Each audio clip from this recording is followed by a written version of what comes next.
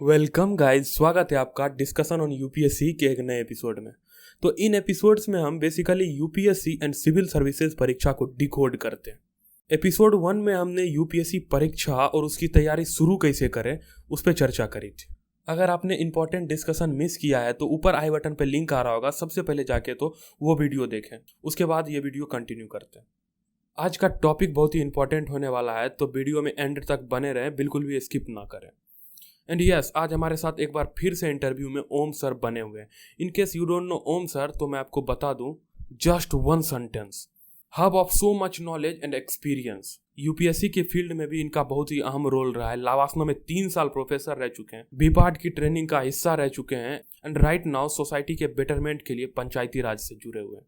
तो इनकी प्रत्येक बातों को बड़ा ही गौर से सुनिएगा और समझने की कोशिश करिएगा। सर, आजकल UPSC seems like a gamble, मतलब लोगों को सालों साल लग रहे हैं बट स्टिल वो रिजल्ट नहीं आ पा रहा है। बेसिकली यूपीएससी ना एक लंबा चेज बन चुका है। तो aspirant during whole UPSC preparation अपने आप को मोटिवेटेड एंड पॉजिटिव कैसे रखें?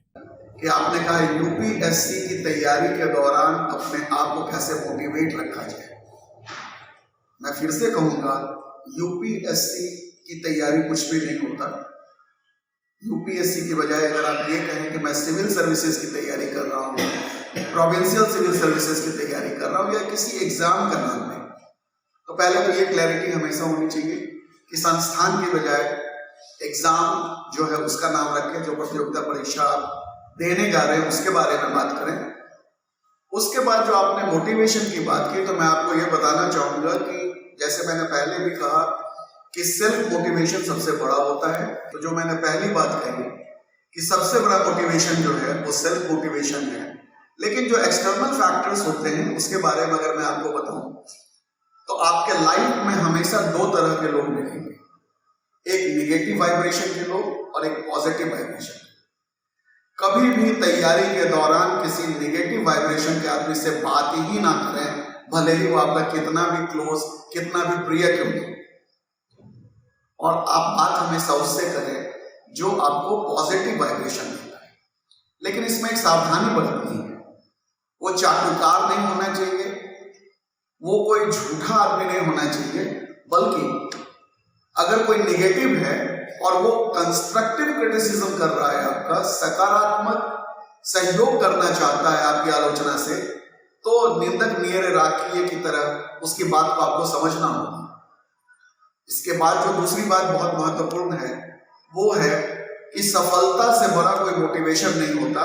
इसलिए पूरे तैयारी के दौरान छोटी छोटी सफलताओं को लक्ष्य की तरह तैयार करें, उस लक्ष्य को प्राप्त करें, और वो आपके लिए सबसे बड़ा मोटिवेशन है। आजकल बच्चे तैयारी कम और motivational video, seminars and skit ज़्यादा देखते रहते हैं, तो इस पे क्या कहना चाहेंगे आप? कई बार मुझे कहा जाता है कि आपको मोटिवेशनल क्लास लेना है, तो मैं काफी हंसता हूँ और कहता हूँ कि मोटिवेशनल क्लास का मतलब मेरे लिए तो होता है बालू से तेल निकालना। ये इसलिए कहता हूँ क्योंकि मोटिवेशन कोई बाहर से डालने की चीज नहीं है। अगर आपके अंदर मोटिवेशन नहीं हो तो बाहर से कोई आदमी आपको मोटिवेट नहीं कर सकता। और जब आपके अंदर खुद मोटिवेशन हो तो सेल्फ मोटिवेशन से बढ़ के दुनिया में कुछ नहीं। तो शायद मेरी बात आपको ज्यादा समझ में आए यदि आप इसको इस तरह से समझें कि जैसे बालू में तेल नहीं होता है तो हम निकाल ही नहीं सकते। तेल तो फिर सरसों से ही निकलेगा, भले ही अब बोलू में उसका मात्रा थोड़ा कम होगा और आज के जो मशीन है उससे थोड़ा ज्यादा मात्रा में तेल निकलेगा। तो मैं यही कहूंगा कि मोटिवेशन सेल्फ होना चाहिए। बाहर के फैक्टर्स काम कर सकते हैं, नहीं भी कर सकते। सर ने बहुत ही इंपॉर्टेंट बात बोली है। रोज रोज मोटिवेशनल वीडियो, स्किट या सेमिनार देखने से कुछ नहीं होता। मोटिवेशन अंदर होता है, अंदर।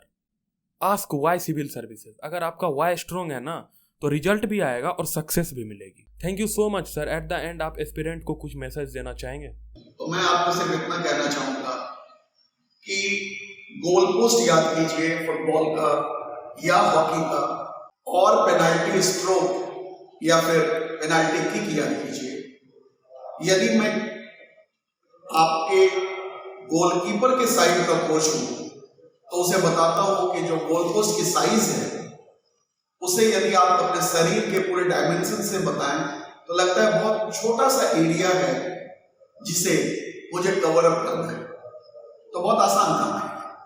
उसी तरह से अगर मैं किक मारने वाले प्लेयर की तरफ से या स्ट्रोक मारने वाले प्लेयर की तरफ से मोटिवेट करूंगा तो मैं कहूंगा इतना बड़ा गोल पोस्ट है, एक आदमी बीच में खड़ा है, इतनी जगह खाली छोड़ी है, कहीं भी मारोगे तो गोल ही होगा, निशाना तो लगाओ।